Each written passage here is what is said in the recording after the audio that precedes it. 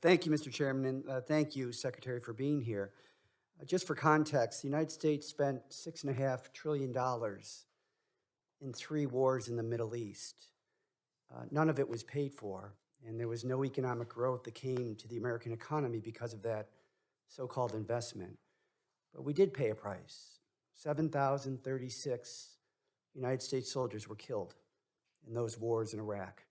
Today, the Taliban is growing their influence. In Afghanistan, 20 years ago, we took the Taliban out after 9/11.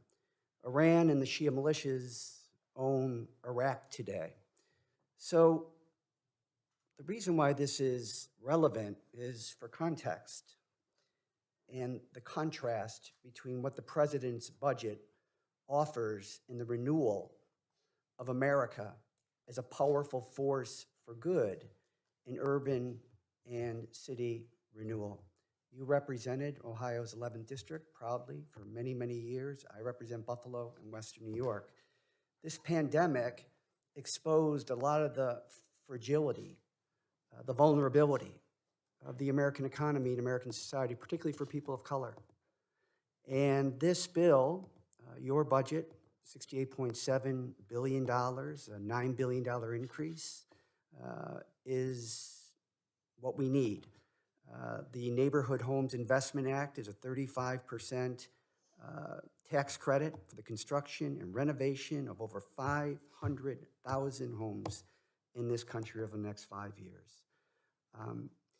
Too many times in Washington, we are confronted with a false choice. People will make the distinction between Wall Street and Main Street.